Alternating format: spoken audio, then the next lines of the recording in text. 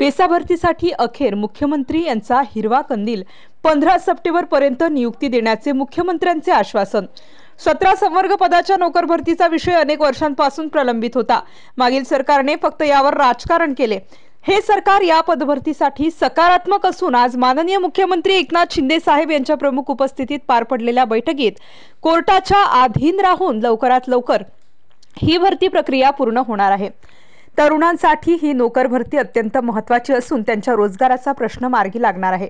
15 September पर्यंत सर्व पात्र आदिवासी मुलांना सरकारी नोकरीची ऑर्डर देऊ असे मुख्यमंत्री एकनाथ शिंदे साहेबांच्या आश्वासनानं 7 दिवसांपासून आमरण उपोषणाला बसलेले माजी आमदार JP गावित, भास्कर गावित, चिंतामण गावित यांना मुख्यमंत्र्यांच्या हस्ते लिंबू सरबत पाजून आमरण उपोषणाची सांगता केली असली तरी जोपर्यंत या सर्व आश्वासनांची पात्रता पूर्ण होत नाहीत तोपर्यंत पेसा योद्धांचे साखळी उपोषण चालूच राहील। त्याप्रसंगी उपोषणकर्ते संदीप धोंडू आंबेकर, नारायण आंबवणे, संदीप बारेला, युवराज कोकणी, पंकज पवार, लता हिरामण गायकवाड, आरती मंगीलाल धांडे, प्रतीक्षा मांगीलाल काजदेकर, फुलवंती राजाराम जमुनकर, वर्षा मोतीराम बेलसरे यांनी बोलताना माहिती दिली।